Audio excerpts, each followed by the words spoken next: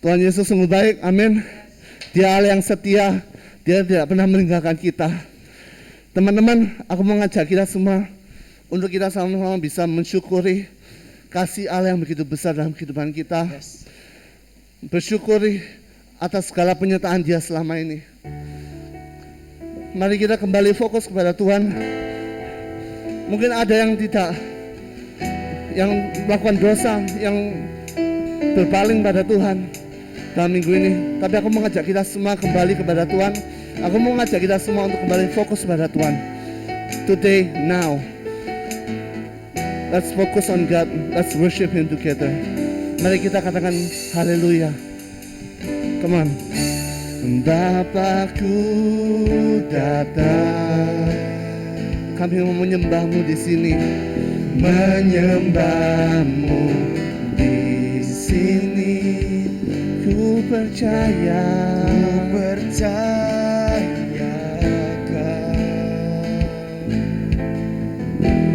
ada bagiku.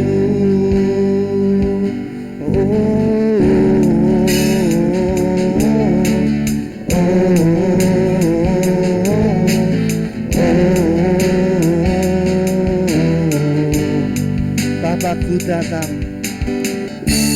Bapakku datang, menyembahmu di sini. Ku percayakan, selalu ada bagi kami, ada bagiku. Teman-teman katakan sama-sama, tak usah ku takut. Tak usah ku takut, sebab Kau sertaku. Tak usah ku bimbang, Kau di dalamku. Tak usah ku cemas, Kau penghiburku. Saat ku lemah, Kau kuatku. Ku nyanyi haleluya, nyanyi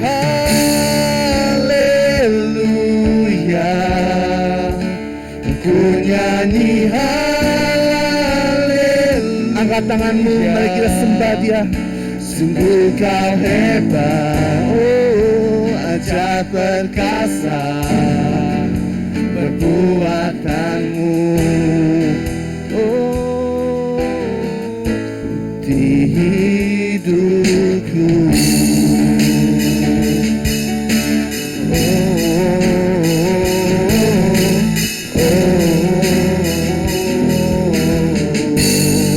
Bapakku datang, come on. Bapakku datang, kami mau menyembahmu, menyembah di sini. Ku percayakan, selalu ada bagiku, ada bagiku. Semuanya nyatakan, tak usah ku takut. Tak usah ku takut, sebab Kau sertaku. Tak usah ku bimbang, Kau di dalamku. Tak usah ku cemas, Kau penghiburku. Saat ku lemah, Kau kuatku. Nyanyi haleluya, nyanyi haleluya, ku nyanyi haleluya. Sungguh Kau hebat, ajaib perkasa perbuatanmu.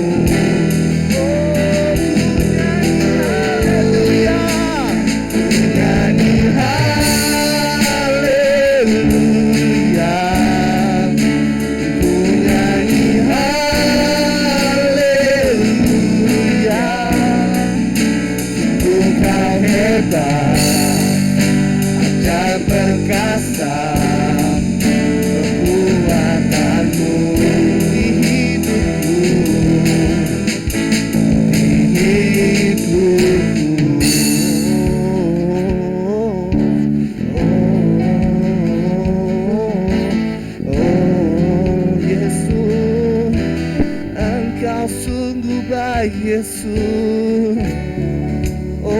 Kami mau fokus pada Engkau pada pagi hari ini Tuhan. Kami mau menyembah Engkau dengan sepenuh hati kami Tuhan.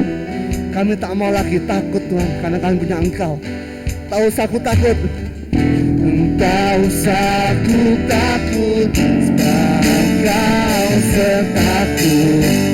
Tak usah aku bimbang, nyatakan Kau di dalam hidupku. Tak usah aku cemas, Kau menghibur. Saat ku lemah, Kau ku. Tak usah aku takut. Tak usah aku takut, Kau pastikan. Tak usah aku bimbang, Kau di dalamku. Tak usah aku cemas, Kau menghiburku. Saat ku lemah, Kau kuatku. Ku nyanyi haleluya, ku nyanyi haleluya. Yes Lord, sungguh Kau hebat, ajaib perkasa perbuatanmu. Ku nyanyi haleluya, Man. Ku nyanyi haleluya,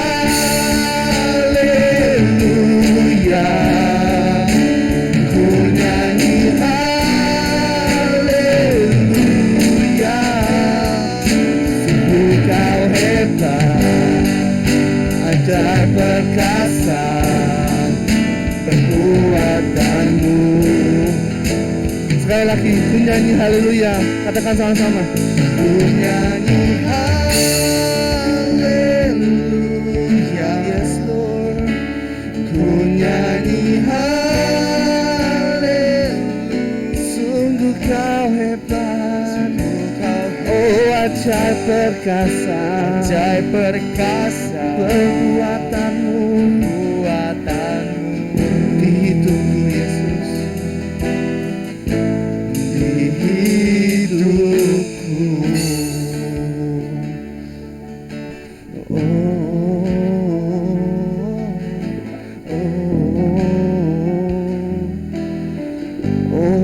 Ajaib Engkau di hidupku Yesus.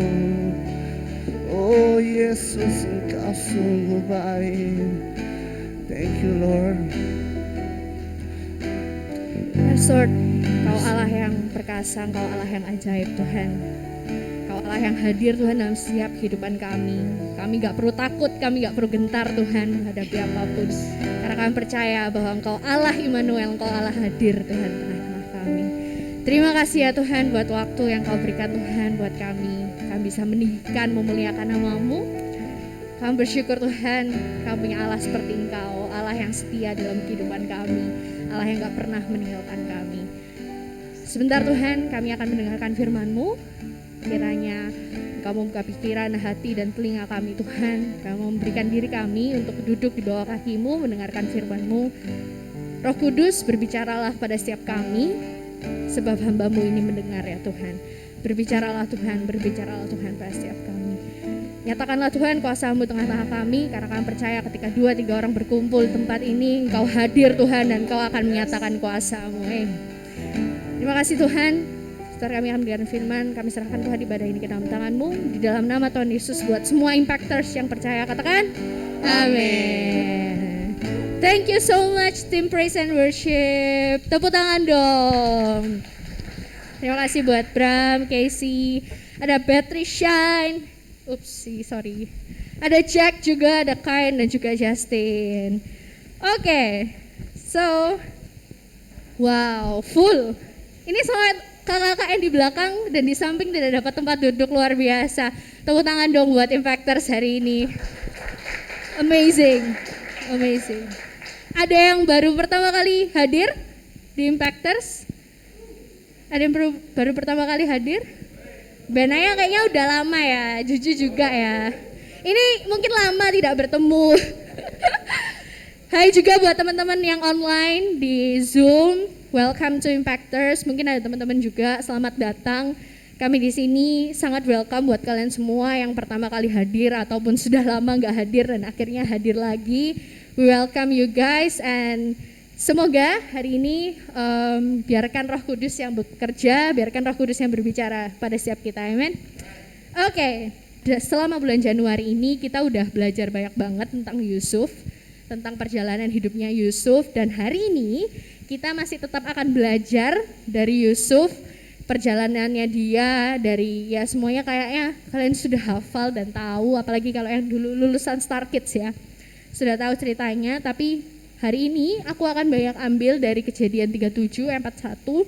Seperti yang sudah di-spoil tadi sama Sharon di pengumuman, hari ini kita akan belajar tentang teman hidup gitu.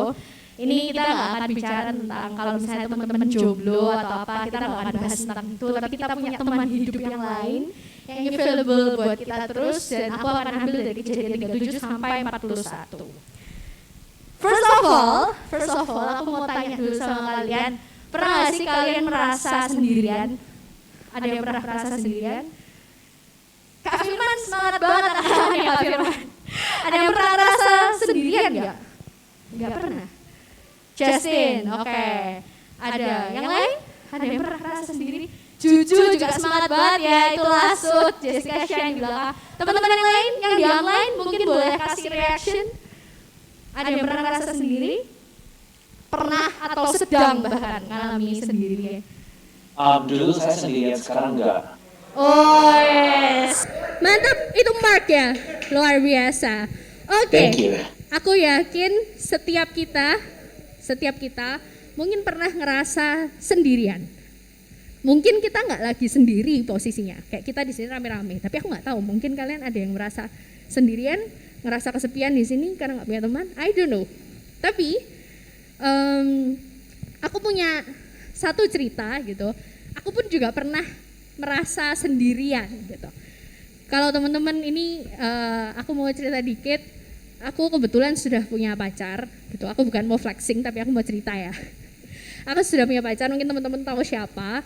Dan ya jadi ya yang kalian lihat di depan itu adalah pacarku, dan kita itu udah deket kayaknya hampir 6 tahun, tapi kita baru pacaran kayak sekitar 2 tahun lebih lah, 2 tahun setengah mau 3 tahun.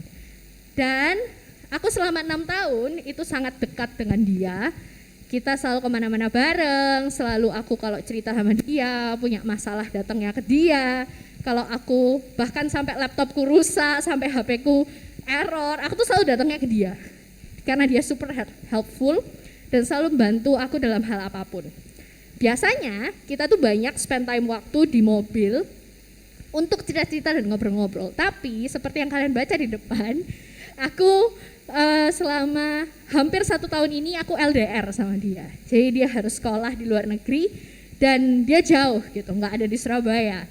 Yang biasanya aku tiap hari itu spend time waktu sama dia, tapi selama hampir 1 tahun terakhir ini dia jauh banget secara fisik sama aku.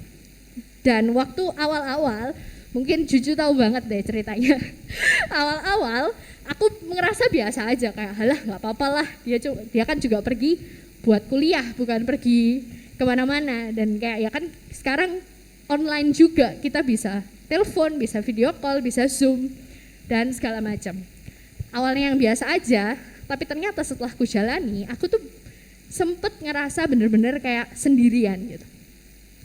Karena ya itu tadi, selama 6 tahun terakhir aku tuh hidup sama dia terus gitu. Aku jalan-jalan sama dia, aku keluar kota sama dia, dia ikut biasanya makan sama dia, pokoknya apapun spend time waktunya sama dia. Tapi ketika dia nggak ada secara fisik sama aku sempet ngerasa sendirian. Dan beberapa minggu itu aku kayak ngerasa berapa bulan sih kayaknya. Aku bener-bener yang ngerasa sendirian sampai, jangan ketawa ya cuy, sampai aku tuh hampir tiap hari aku nangis sendirian gitu di kamar. Saking karena aku ngerasa kehilangan dan sendirian gitu.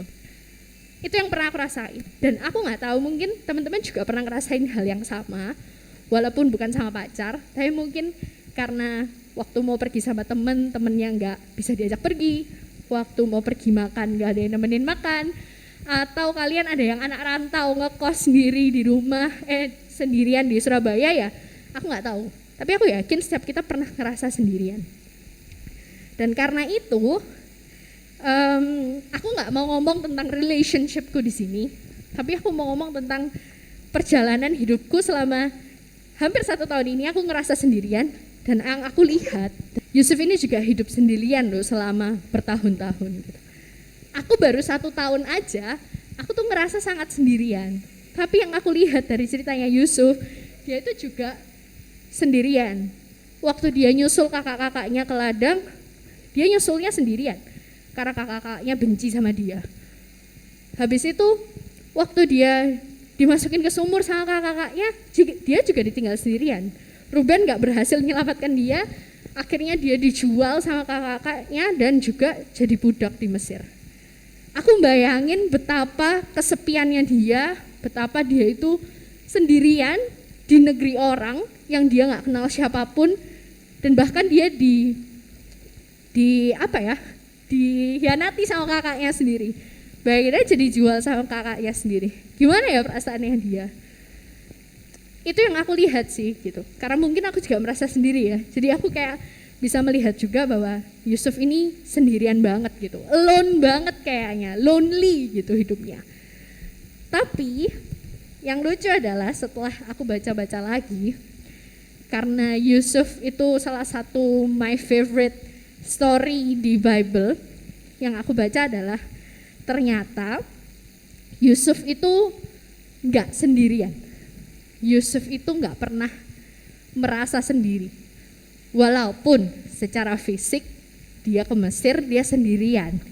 Dia enggak kenal siapa-siapa di negeri orang, tapi Joseph is not lonely. Yusuf itu enggak pernah ngerasa sendirian.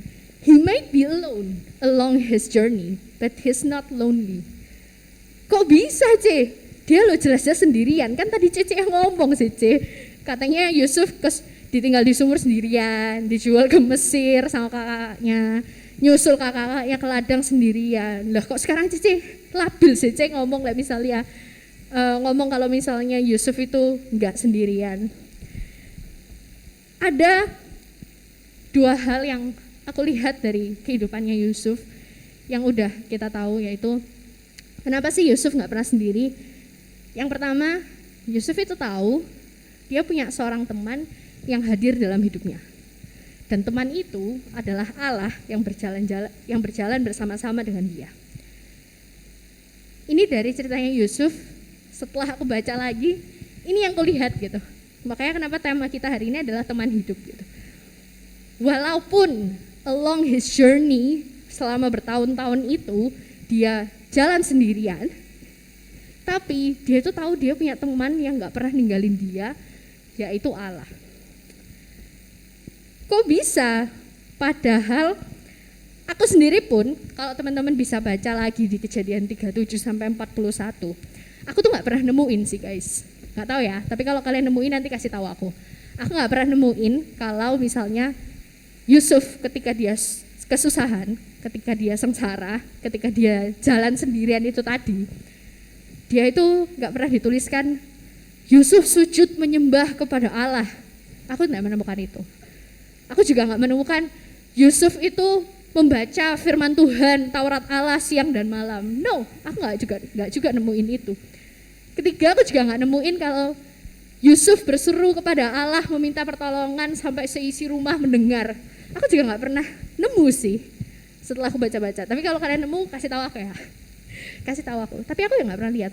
Kenapa tapi aku bisa ngomong kalau misalnya Yusuf itu selalu tahu kalau Allah hadir.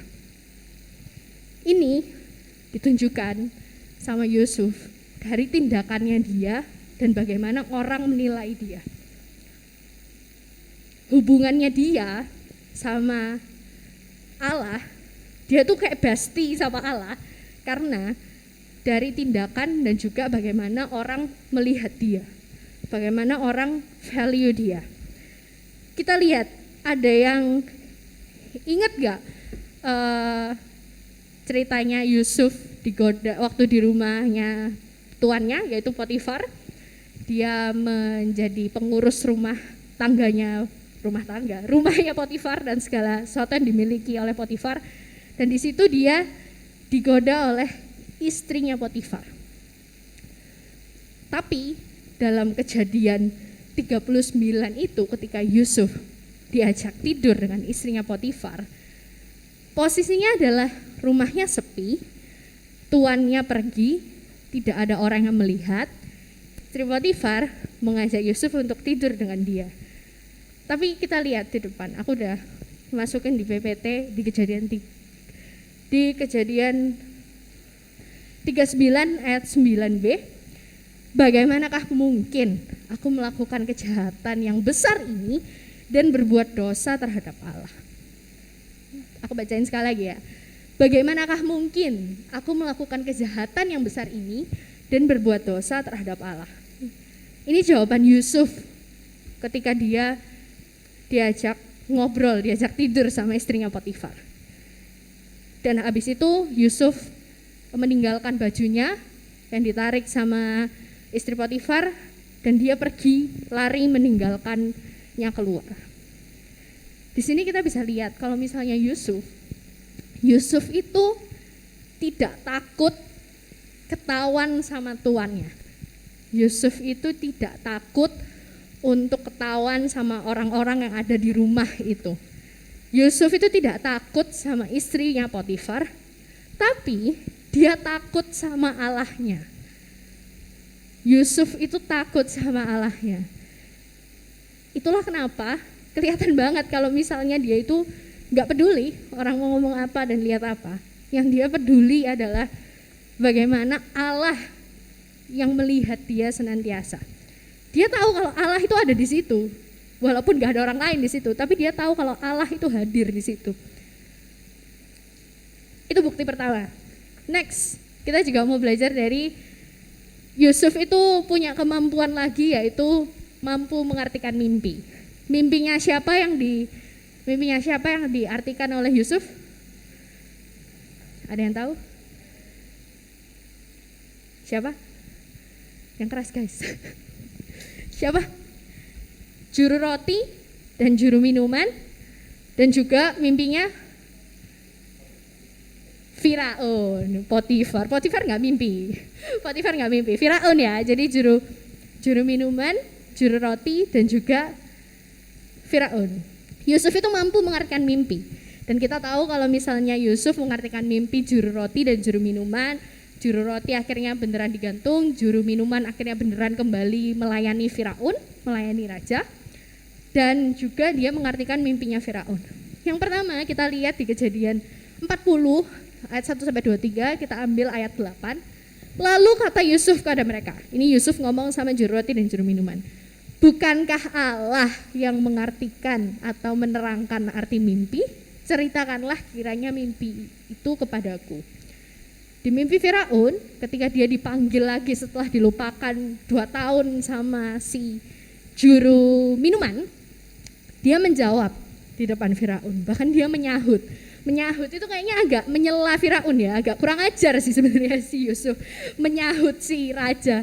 Tapi dia jawab, bukan sekali-kali aku, melainkan Allah juga yang akan memberitakan kesejahteraan kepada tuanku Firaun.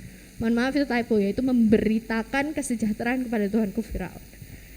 Bukti lagi yang kedua dan juga ketiga bahwa kenapa Yusuf tahu kalau Allah hadir adalah dia tahu dia mampu mengartikan mimpi.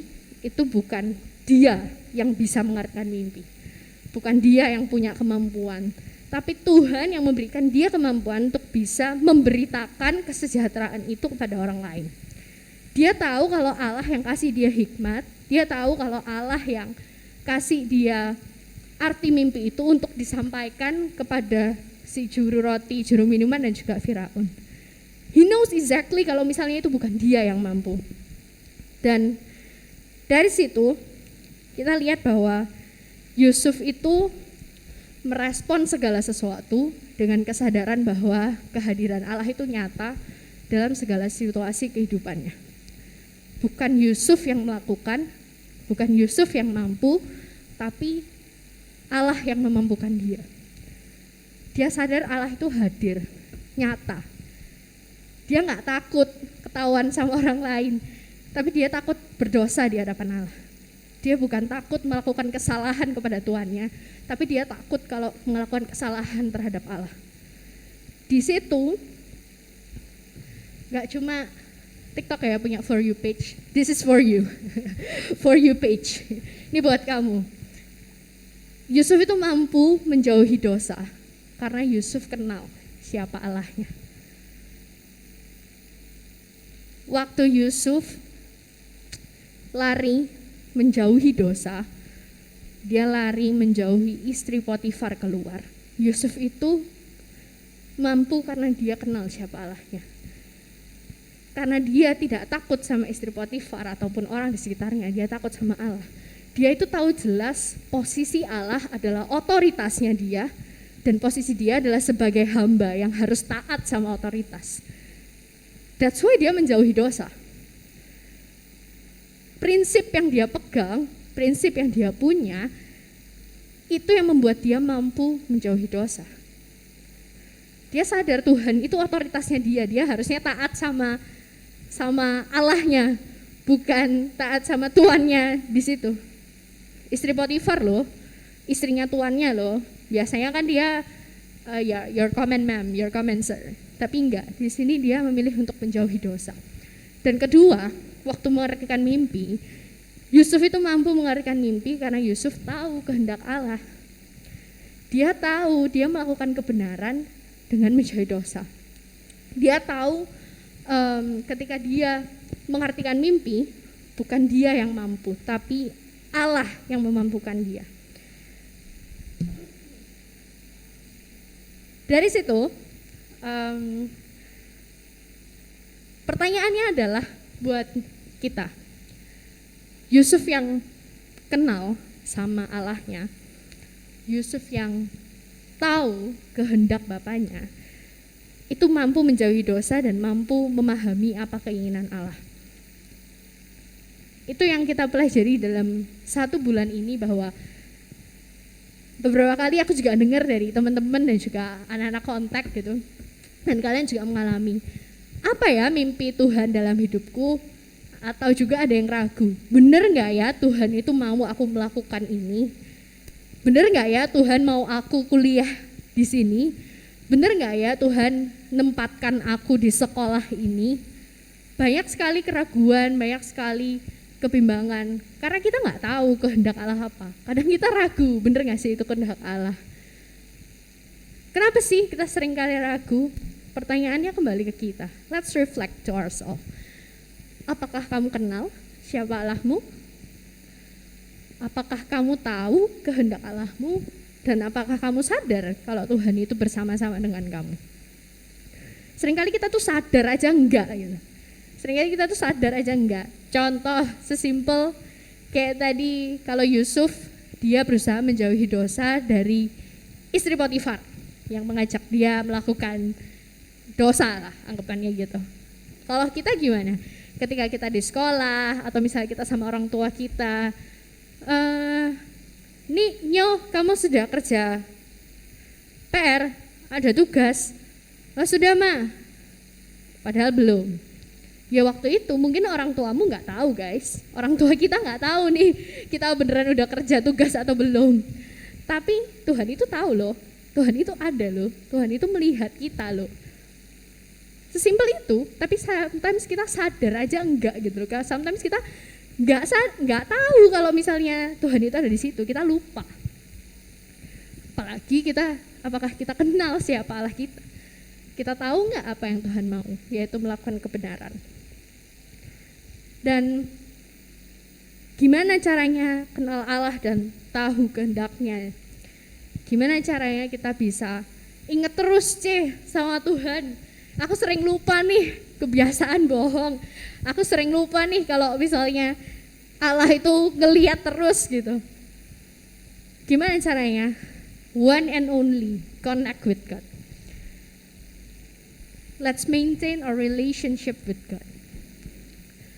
Kalau misalnya tadi aku cerita bahwa aku lagi LDR dan aku sempat ngerasa kesepian, apalagi dia kegiatannya sibuk di sana karena kuliah S2. Aku pun juga di sini sibuk. Walaupun perbedaan waktunya nggak jauh sih, cuma sejam. Tapi kerasa banget karena kita biasa spend time waktu itu di jalan. Dia jemput aku atau apa dan segala macam, kita tuh banyak spend time waktu dan ngobrol di jalan.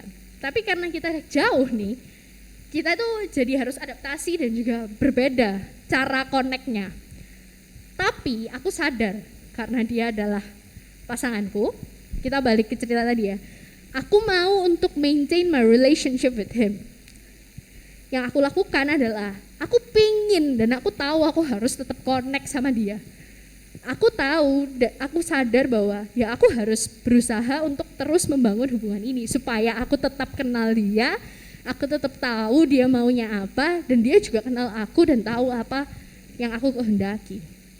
That's why kenapa aku cerita itu, aku aja yang LDR, kita aja, bahkan teman-teman juga kita semua di sini kuliah online, kerjanya dari rumah dan segala macam, kita aja perlu buat connect sama teman-teman kita, sama kerabat kita dimanapun mereka berada, dengan cara apapun, lewat Zoom, lewat video call, lewat Google Meet dan segala macam.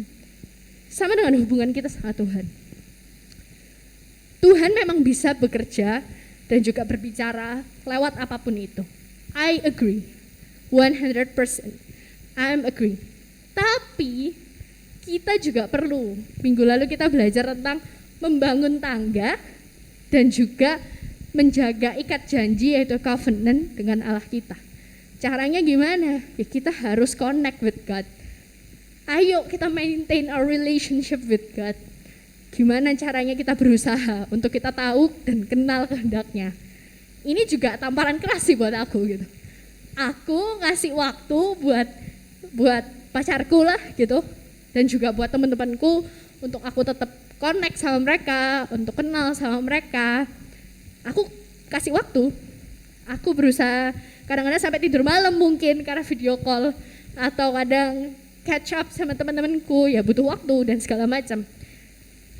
Dan how our relationship with God? Apakah kita saat ini, hari ini, kita masih tetap connect sama Tuhan? Tuhan itu hadir. Tuhan itu selalu ada. Tapi kita juga tetap perlu membangun tangga dan juga menjaga ikat janji. Kita tetap perlu usaha dan juga tindakan kita seperti Yusuf yang lari menjauhi Potifar. Dia juga menjadi medianya Tuhan buat bisa mengartikan mimpi. Terus gimana caranya kita terus connect with God? As you can see, nothing else. Berdoa, communicate with him, ngobrol sama dia. Kalau Koficia kadang ngomong, kalau kita bingung ngomong apa, we need to rest gitu. Sometimes walaupun kita bingung, kita tetap bisa kok duduk diam, kita dengerin Tuhan mau apa. Communication, karena aku jurusan komunikasi ya, communication itu dua arah sih. Yang ideal dua arah. Jadi nggak cuma kita ngobrol, tapi orang yang kita ajak ngobrol juga ngobrol sama kita gitu. Dua arah. Jadi even kita nggak ngobrol gitu, kita dengerin dan dia ngobrol, itu sudah termasuk komunikasi. That's why we need to communicate with him. Aku nggak nulis stop, tapi communicate. Terus yang kedua, baca firman, acknowledge his will. Gimana cara taunya ini tuh beneran kemauannya Tuhan atau enggak, ini kehendaknya Tuhan atau enggak? Baca firman. Kita udah punya manual book yaitu Bible. Prinsipnya tetap dan tidak akan berubah. Karena Allah kita adalah kemarin, hari ini, selamanya itu tetap sama. Allah yang dimiliki sama Yusuf adalah Allahnya kita. Kalau kalian bingung, baca firman. Baca firman, acknowledge his will. Yang ketiga, komunitas ataupun gereja. Komunitas yang pastinya membangun kita dan menguatkan kita di dalam Tuhan. Ya kalian ada di sini, I really appreciate it, dan juga this is what you have to do gitu. Salah satunya ya untuk membangun tangga juga, untuk support kalian. Sama kayak aku di sini pun gitu, aku bisa ada di depan, melayani di depan, dan aku juga sudah cukup lama melayani di sini. Itu aku juga perlu usaha dan pengorbanan lah anggapannya gitu. Aku juga perlu give more gitu my time, waktu istirahat mungkin, atau harusnya minggu bisa agak leleh tapi harus bangun pagi kalau misalnya pelayanan. Tapi aku sadar walaupun aku sempet capek pelayanan, aku kurang tidur kadang, atau kadang nggak bisa jalan-jalan karena Sabtu Minggu biasanya banyak acara impactors gitu. Aku sadar bahwa memang aku butuh ada di sini gitu. Aku sadar untuk aku perlu juga connect with His people, surround myself with His people, supaya aku tuh inget terus sama Tuhan. Kayak ngerasa karena kita punya tanggung jawab gitu. Jadi kita tuh jadi mau nggak mau tuh inget gitu loh guys. Kayak tiap minggu tuh aku agak sebel gitu kadang ya, Coffee J kayak udah ngeributin kayak, Jen PAW minggu ini gimana? Persiapanmu gimana gitu. Kadang ya sebel gitu, aduh aku lagi sibuk apa dia ngeributin gitu. Atau kadang misalnya Juju kayak, minggu ini ikut dekor kan gitu, kayak aduh kadang ya gitu. Cuman dan juga yang ketiga adalah kadang sama anak-anak kontak gitu atau yang lainnya gitu, teman-teman leader yang lain tiba-tiba kayak, aku mau cerita gitu. Malam-malam gitu kadang, aku mau tanya, aku ini, aku mau curhat dan segala macam. Sometimes itu juga melelahkan loh buat kita gitu.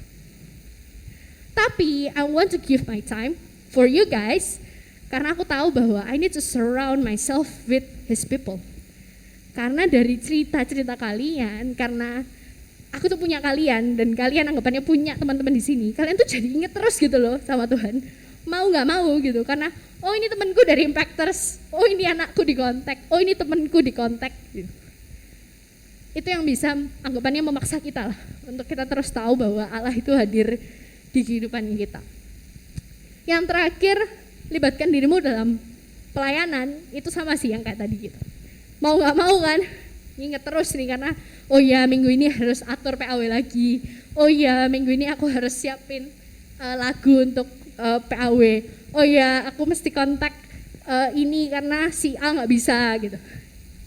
Tapi itu yang membuat kita involved gitu dalam pekerjaannya Allah.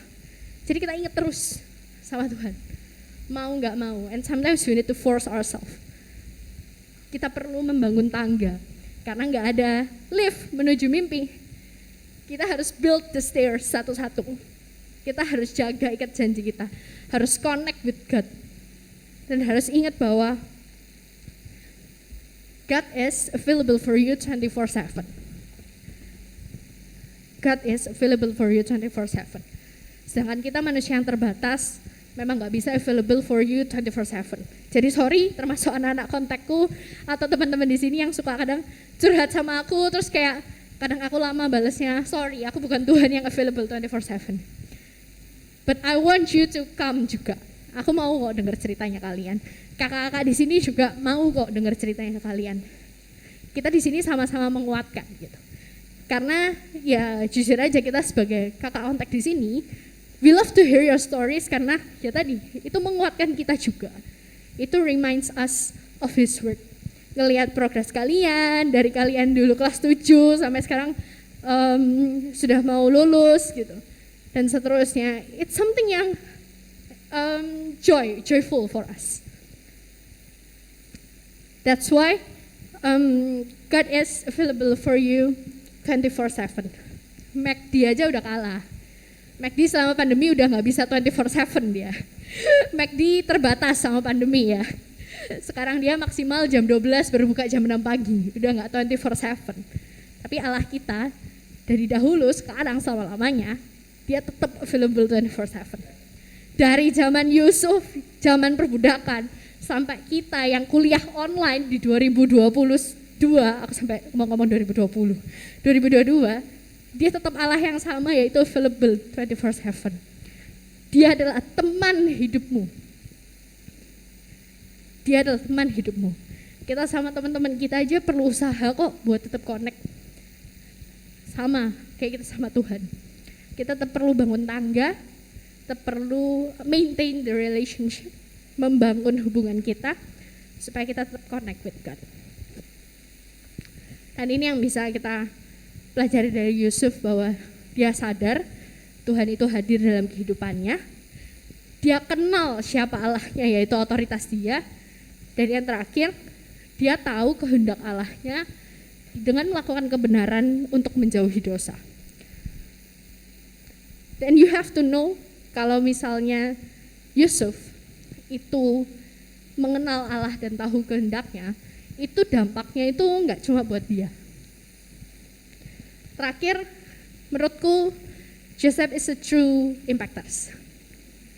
He loves his God and he impact others. He is a truly impactors. And that's why kita semua di sini juga impactors yang we love God and we want to impact others. Supaya semuanya juga merasakan kasihnya Allah, merasakan kasih Allah yang sama, merasakan berkat Tuhan. Karena ketika dia ada di rumah Potifar, diceritakan bahwa rumah itu diberkati berlimpah-limpah.